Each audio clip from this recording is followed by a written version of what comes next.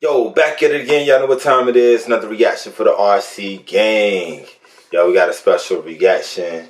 One of my biggest supporters requested for me to do a documentary reaction. So that's something new. Do some little docu-love. And that was requested by Malia and Shay. Thank you, Malia, for the request. Okay, so I'm going to jump right into it. This is the Claire Wineland documentary. I guess she suffered from some terminal illness, but she started a foundation, I believe. And we're going to jump right into it, alright? It's going to be a bit of a long video. So I hope y'all like it. And let's go. Let's watch it.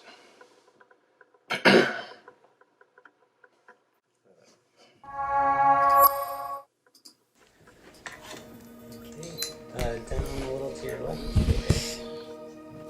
Right there. I have a question for you guys. And I mean, maybe you already said this in the thing, but what was it about when you first interviewed me that made you want to do a whole thing on me?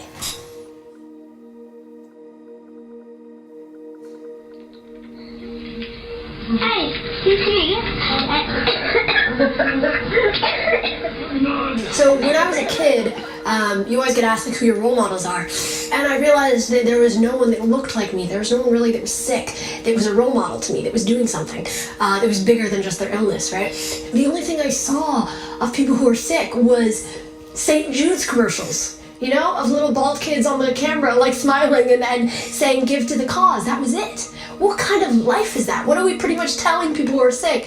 All that they can amount to is some, you know, charity spokesperson, right? It's dehumanizing. That's true. The truth is, you could tell from a young age she had a good spirit. A good, happy, positive, optimistic the truth is, people who are sick, people who have suffered, have something beautiful to give to the world. So for me, it's really important to see people who are sick, who are thriving. Right? It's important to have people who are sick, who are actually living full lives. I'm not so gonna that do too much kids pausing, like me, so that little Claire doesn't have to feel like all there is in the world is being someone's pity case. We're just gonna watch. You know, that there's a life for her to live. And then it's gonna be wonderful. And I give my commentary after the video. So I'm dying. We all are. Faster than everyone else. My name is Claire Wineland, and I've never really lived a normal life. Okay, so no, I can't take myself seriously, and probably you're wondering why am I in the hospital? I have CF, cystic fibrosis. I was born with cystic fibrosis, so I was diagnosed at birth. Cystic fibrosis is terminal, and it is very much going to kill me.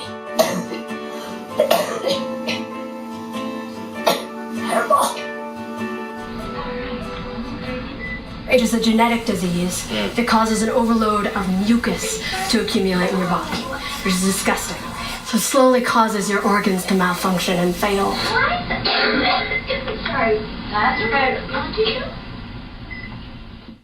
When I was born, my life expectancy was 10 years old. And then it moved to 13, then it moved to 16, and then 19, and now it's in 20s somewhere. Who knows, maybe 25. I'm hoping we get past 21. Like, I just wanna go clubbing once. Like, that's it. I don't ask for much in life. Sorry, Mom, if you're watching this. What happens is when you get to be a teenager with CF, you start losing all will to function. Because all you have been doing with your time is taking care of yourself. It's hours and hours and hours every single day of treatments. So I do my best, do my nebulizers, count out my pills, take my pills, cut the pills that need cutting, check my blood sugar, load up my insulin, do another set of treatment, do another set of puffers, do another set of pills, then do my breathing, then do my working out, then take a nap because I'm exhausted at that point, then wake up, then do another set of treatments. This is when it's really fun to start singing. then eat a tremendous amount because I have to eat around 5,000 calories in a day or else I turn into a skeleton.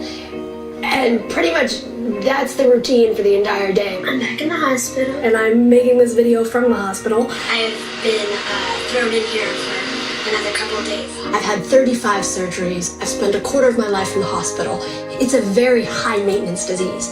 And you start to feel like you are not a part of the world, like you have nothing to give, like you're just a machine that is taking care of itself. Is my mic on? I do not know that. Hi. Am I good? Is my mic? Oh, there it is. I'm actually not here to depress you all about cystic fibrosis. I'm actually here to talk about how do we change the way that we treat sick people? How do we stop pitying them and we start empowering them? Every few months or so, or less, I was in the hospital for a period of weeks, sometimes up to a month, by myself.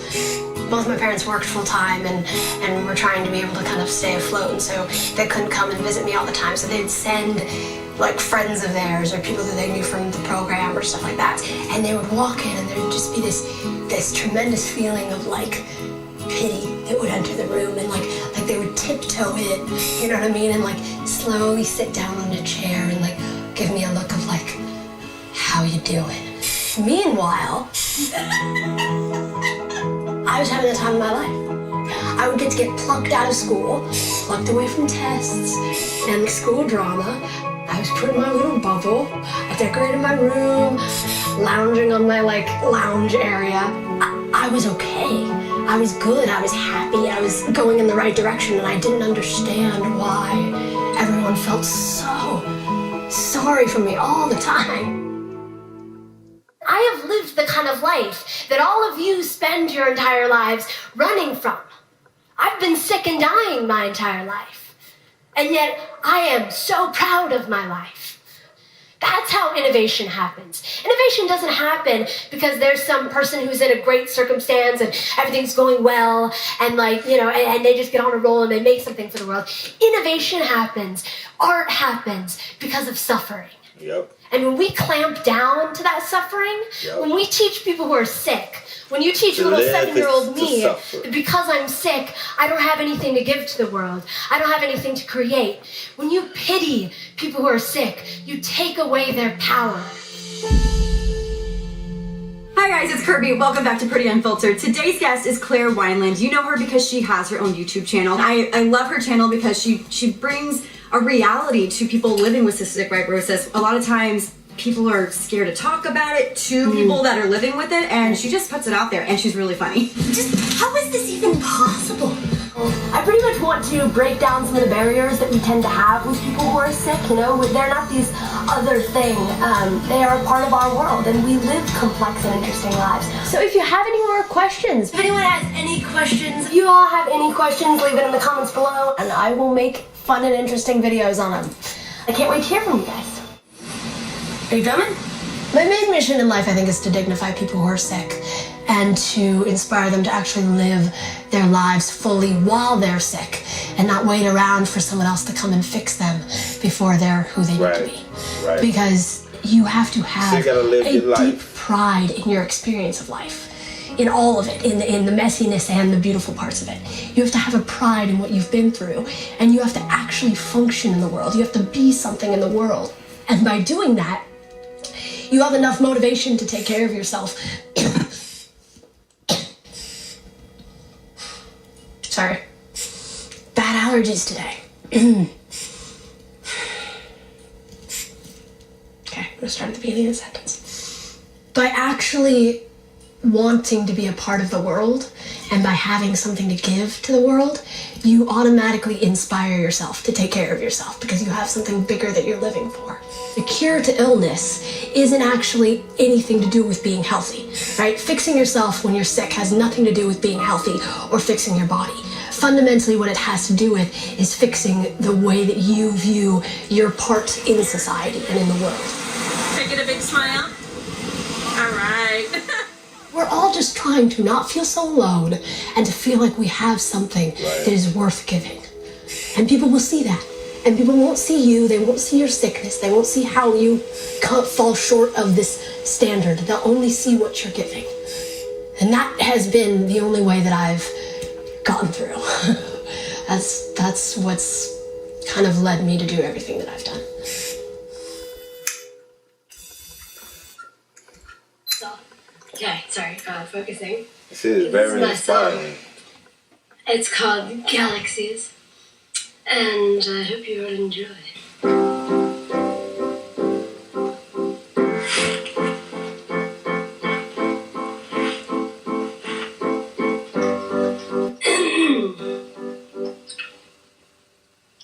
My thoughts are stars I cannot fathom into constellations. My mind's a map that has lost its destination. The truth of the matter is, I am not someone who has necessarily suffered more than you. And I don't know what your story is. I don't know who, I don't know what you've been through in life, but we fundamentally feel the exact same thing as human beings. And I'm broken, but I'm fixable, and that's the worst kind, 'cause it means that the fault is on me. You learn a lot from being sad, and you learn a lot from having life kind of beat you up. You learn how to actually give something that's valuable. So in times when life feels like it's too much, it's a really, really good time to realize that we all feel that way. And that the pain and the sadness and the moments, the lulls in your day are actually the time when I think you're most deeply connected to the rest of humanity. Yes. Broken, but I'm fixable. The times you're most humbled. 'Cause it means that the fault is on me. I did it!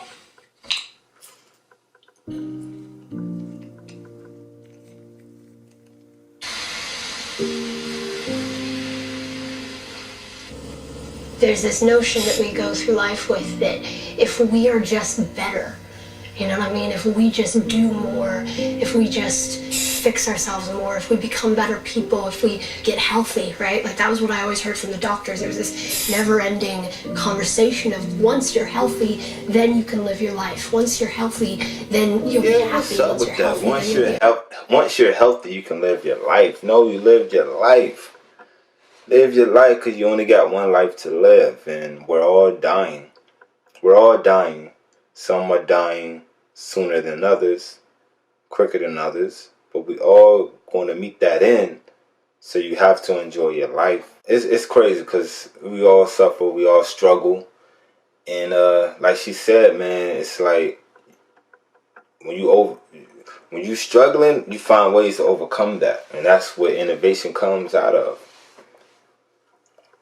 That's where innovation comes. I believe that. And we all go through life with that. That's not just sick people. That's all of us. Like once we're rich, we'll be okay. Once we are in love, we'll be okay. Once we have a family, we'll be okay. Nope. Health itself is never going to make your life better. But for some reason, people don't want to frame it that way. Like if I was to sit here and say, money doesn't equal happiness, it's what you do with the money, you'd be like, yeah, completely. But if I was to say, being healthy doesn't matter, it's what you do with the health, people don't like hearing that necessarily. Health. And that took me a very long time to realize because I was always trying to get convinced to do the next best thing, to do a lung transplant, to do this procedure, to do this experimental thing, which were all really damaging to my quality of life. You're kind of prepped for lung transplant. From the time you're a teenager onwards, you're like prepared for getting new lungs, which the embarrassing thing is I've been evaluated 3 times for a lung transplant. And 2 of those times, when push came to shove and they were like, so do you want it? I was like, nope. And I left them. And for years I had like this stupid list of medical reasons as to why I don't want a transplant. And that's obviously not the reason. I mean, I've been through enough painful medical procedures already. But what scared me was how much pressure a lung transplant was to do something of value, because that's someone else's lungs. And that's someone who died and is giving you a chance to actually do something. And I think that is a very interesting, nuance for me, because I've always fundamentally believed that health doesn't mean anything unless you're actually doing something with it.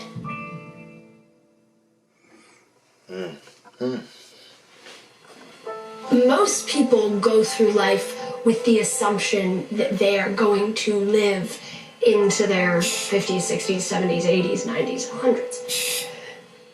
I never had that assumption, right? Like, it was always very deeply ingrained in my consciousness that I wasn't going to live past the age of, like, late teens, early 20s. Today I have a special guest with me. This is my lovely mother. How do you cope with the thought of me dying? Let's consider this. Wow. Yeah, sorry. No pressure. Wow, it's funny. That has transitioned over the years. I think right when you were a baby, all I could think about was, what if she dies? It's a good question. When I was 13, I nearly died. And I did technically die, but I came back, so it doesn't count. I don't think.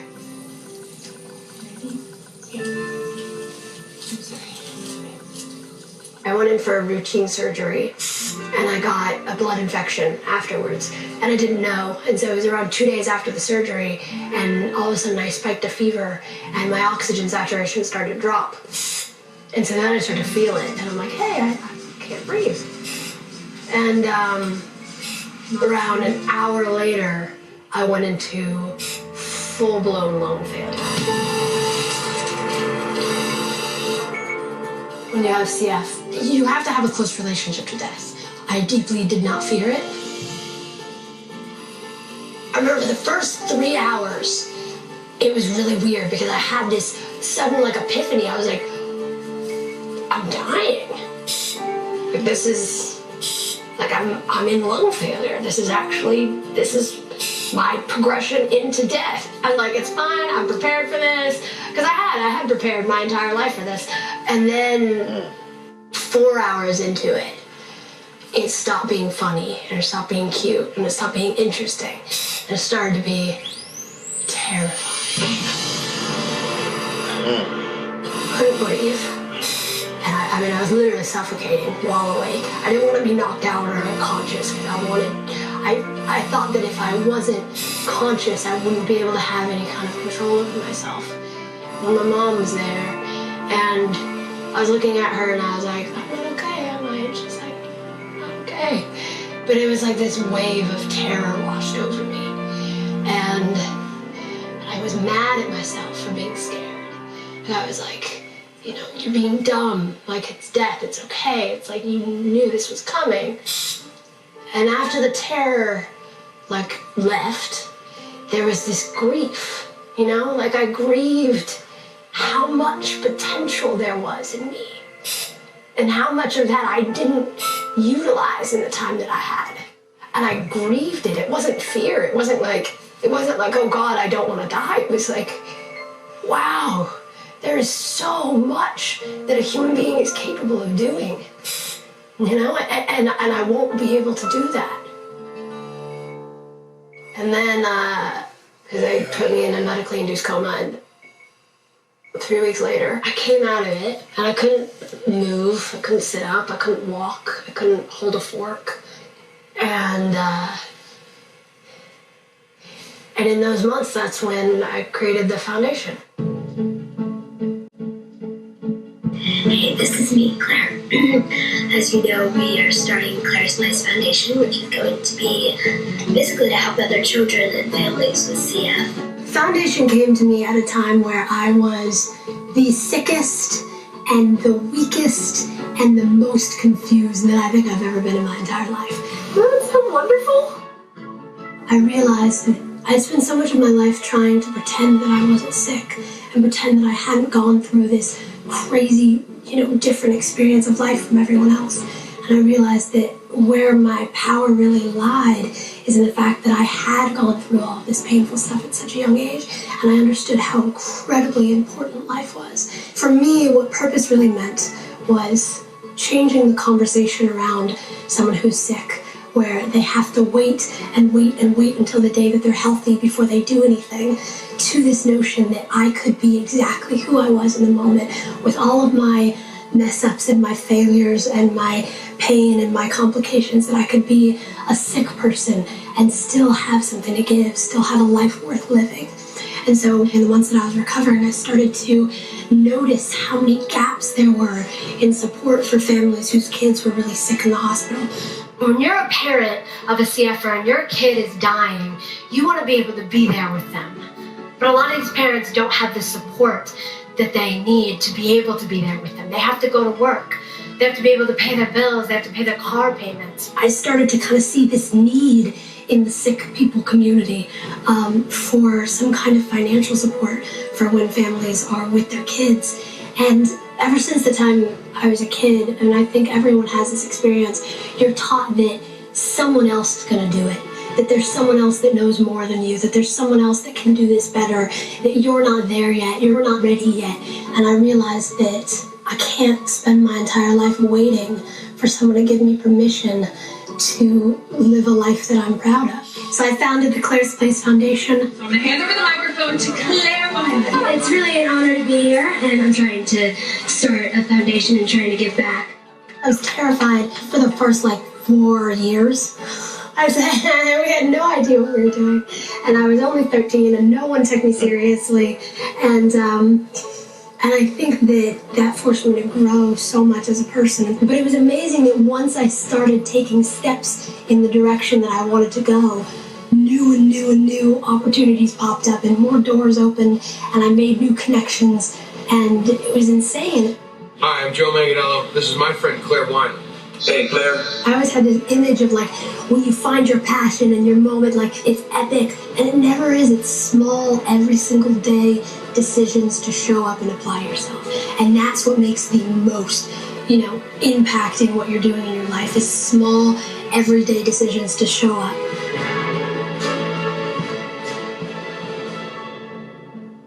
Now, 7 years later, I'm looking back on it and thinking about how incredibly blessed I am that I've gotten to do what I love for 7 years and help as many people as I have. It's amazing what a little bit of financial support can do to families so that they can be there with their kids and help them heal and not have to worry about possibly losing their home and their child. And it all came from just running ahead through being terrified, and so I'm very lucky that I get to do what I do. You've been able to help so many families, and so I thank all of you for your support. Thank you all for being here. Hey everyone, it's Claire. Recently I've been getting sick and I haven't been able to get better. And it's taken a lot more to make me healthy again. That's never fun. Yeah, I'll make another video eventually, and I love you all, and thank you so much for your support as always. Bye! I heard it growing up all the time, that there will become a point where you just stop being able to get better at all. And it will be fast, and it'll be like a blink of an eye, and then all of a sudden you're on your deathbed. And I heard that from other CFers too, and I knew it. I understood it in a very logistical sense. But I didn't understand what that would mean for the actual quality of my life. And I didn't understand what that would mean for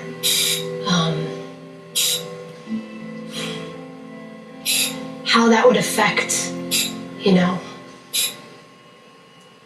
what I wanted to do with my time while I was here.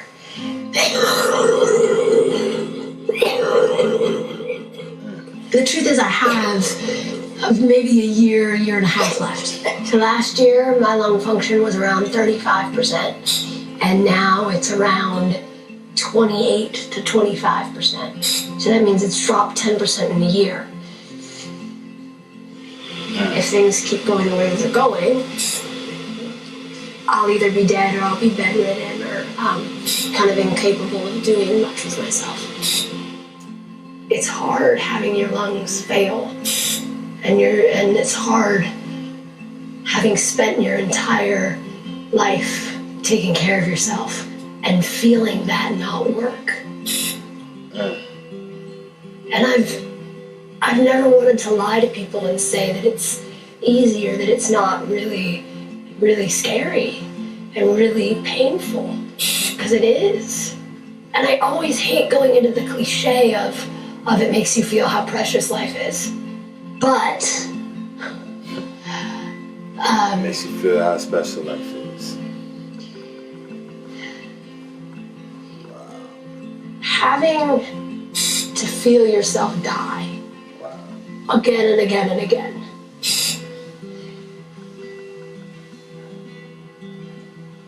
It makes you realize that there is so much potential in being alive that we just never tap into. Hello. This is my third time trying to record this video, and I just feel like I can't seem to do it because I don't want to on such a deep level. I don't want to make this video. It hurts everything inside of me to have to make this video. I'm really lucky that I've gotten to have the life that I've had and work as hard as I have and make something of myself that's more than just a sick person. And then this year I lost that ability. I couldn't work. I've never felt more embarrassed in my entire life.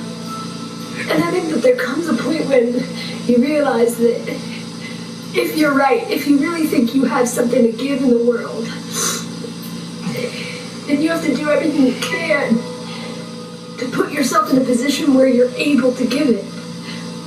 But I can't give anything when I'm like this and when I'm this sick, and I can't give anything until I get loose.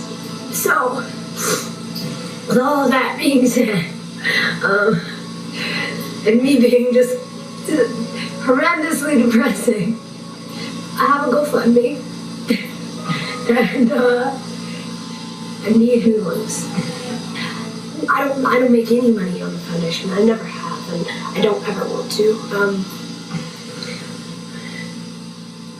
But I can't work, and you need tons of money to be able to get through a transplant. I want to promise everyone, just because I want to promise it to myself, that I'm not getting these lungs just to be healthy. I don't care about that. That's crazy. That is crazy. Do something. That is crazy. Enough, or I didn't do anything that would really make me feel proud. It was okay, because I have an excuse. I was sick. And at the end of the day, that's why I kept saying no to transplant, and that's why I kept saying no to being healthy, is because I was safe being sick. And the thing is, I think that as I'm saying this, because I know a lot of people don't relate to that, a lot of people aren't already dying, so they're not they don't relate to provide help to people who need it the most. I think that what people do, I know it's probably a waiting line for organ transplants, you know what I'm saying? But it's like, I think people do relate to the fact should it be a first come, first serve type of basis? Money shouldn't be the It's easier to say that we're not doing incredible things because of situations in our life. It's easy to do that. It's hard to say maybe the reason I'm not the person that I want to be is because I'm not really giving anything of value of myself to the world right now.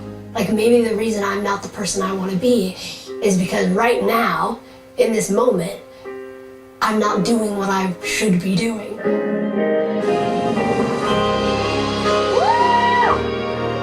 Wow, that's profound. That's profound. That's profound. What she just said. That's profound.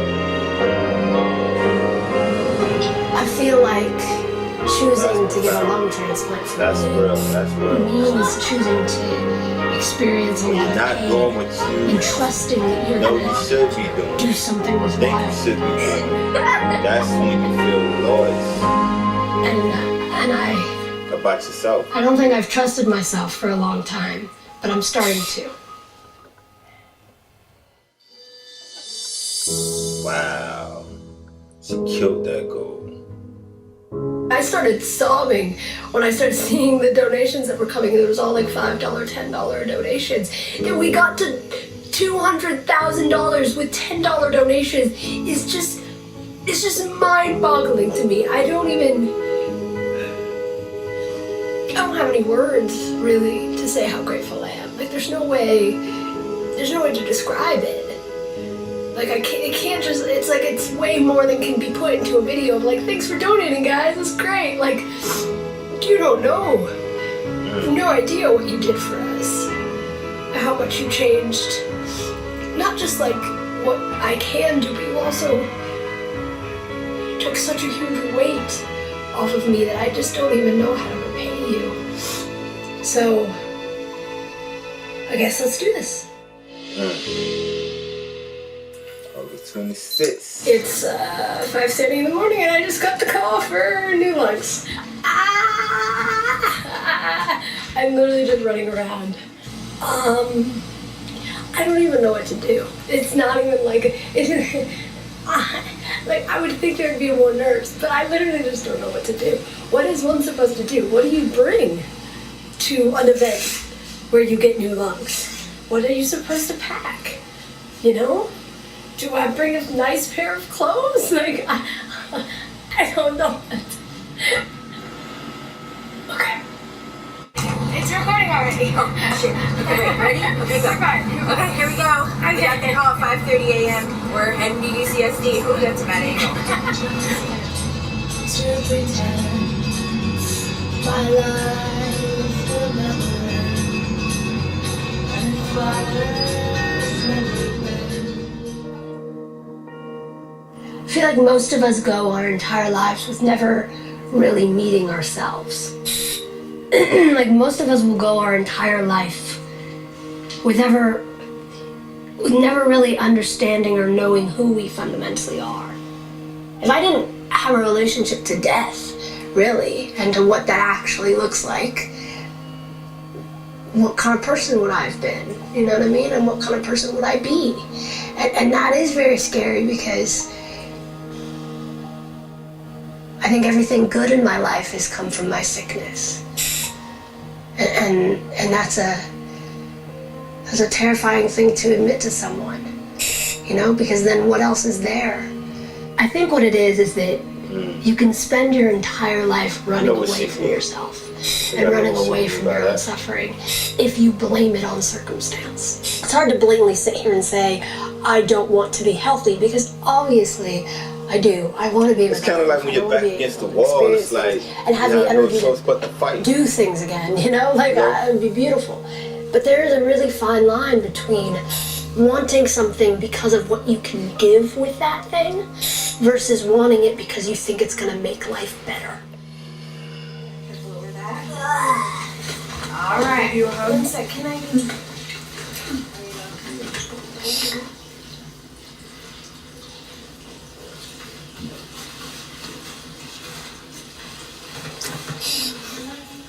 All right, we're gonna take 3. I love you. Thank you so much. So proud of you. On the other side. On the other side. Go with the angels. All right. Surgery went perfectly. Surgeons came out like everything went great. The lungs are beautiful. Like we've never seen such a beautiful pair of lungs. And her cheeks had started to get rosy.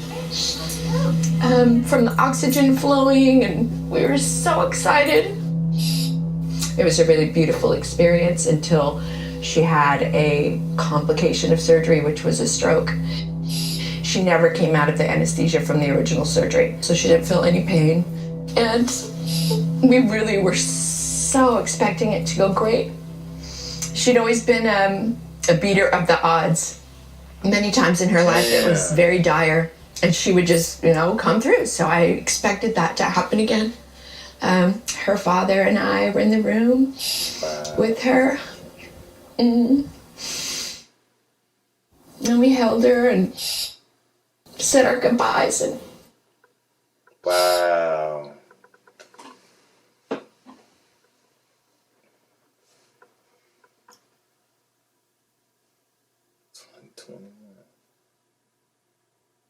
21 years old.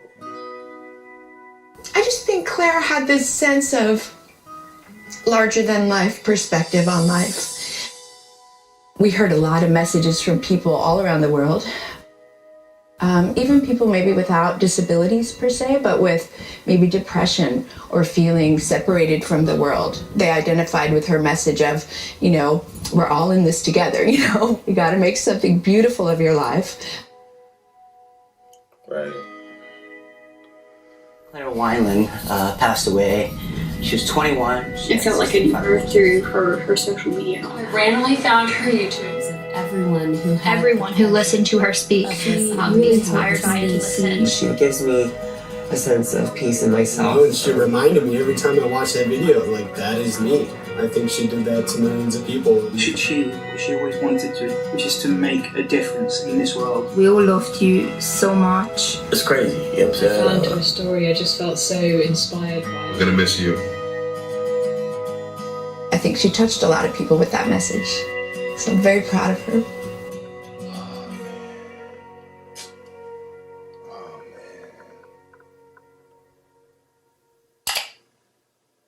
Ladies and gentlemen, Claire Wineland. Oh, man.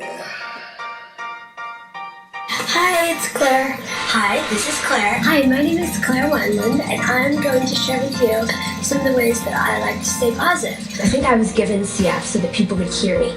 I'm kind of like a moving, walking slap in the face for people. And, you know, CF is my life, and I've learned how to make it awesome. You can be creative with your mind and your body. Have your fill of fun. I got to do so much awesome things I never thought I could do. I was taking my experience and I was giving something. I was doing something. I was living a life that I was proud of. When I was a kid, there was no one that looked like me. There was no one really that was sick, that was a role model to me. And then I realized that I became the person that little me would have been inspired by. So I want to encourage you all. Instead of wanting to be in the future and wanting to do something good in the future, do something now.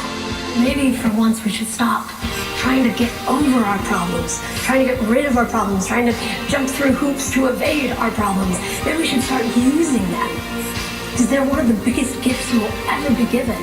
You just have to have the courage. And that is very empowering. So let's just live in the moment. You know, we'll see where it goes from here. Well, I'm not actually going to say goodbye for now. Really, I am so grateful to everybody who was there for me. I'm sad to go, but it is what it is, and we'd have to leave anyway, eventually, so. If you take anything from my little talk, it's to cherish every second and make the best out of what you have. Stick to your dreams and they will come true. Try and find the things in your life that make you happy to be there at the moment. And you can really face anything. Just try, you know? It's all I ask.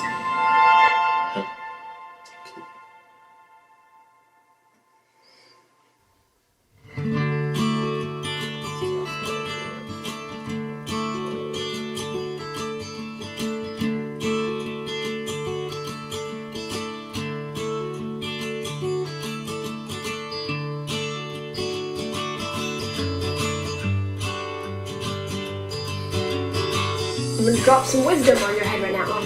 Or I'm gonna drop my notebook. A little bit of both. Okay, so this is Claire's first driving experience. A little bit of both. Go ahead, sweetie. Just head up the ramp. Very smart girl. Very smart.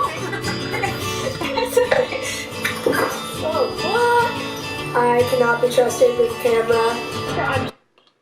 Alright, so yeah, that was incredible. That was an incredible documentary. She really recorded her life. And it's like, as I'm watching this, in my mind I'm thinking like, please let it be a happy ending. Please let it be a happy ending. Please let it be a happy ending.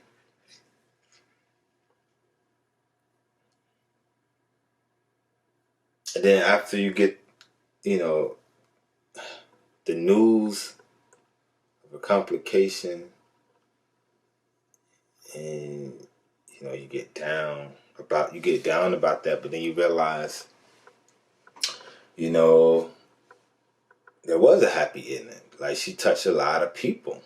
She changed the world. She made a big impact. I think she accomplished what she accomplished her purpose. I really do. I think she accomplished her purpose, and very inspiring to me. And it's something to let me know, well, let all of us know that there's beauty in pain and suffering. And I guess the best thing we can do is to share that pain, to share it and open up about it, and, you know, use that to help other people that might be going through the same thing. So yeah, this is very inspiring, and I'm glad this was requested. I'm glad. I'm so happy. And, you know, Malia, you are a very special girl. Like, to be into stuff like this at your age, you know, like, I'm very proud. I'm very, very proud. And, you know, you have a very mature brain for your age. Yeah, so, man, like, I'm gonna try to go through my day with this documentary in mind, not be depressed about the little minor stuff that clearly isn't on the level of what she was dealing with, and be grateful for the things I have, family, health, you know, and try to make the best of it, best of my pain and struggle. So yeah, so thanks for watching. Like always, like, share, and subscribe. Check out Malia and the Shay channel, Claire Wineland channel. Yeah, donate to the cause. I'll put a link in the description to where you can donate, and I'll be donating also. So yeah, this is great. Different, you know, something different for the channel. But yeah, so as you can see, man, anything y'all want me to react to, I spend time and react to it. Just let it be something good, alright? So yeah, one love, I'm out. Peace.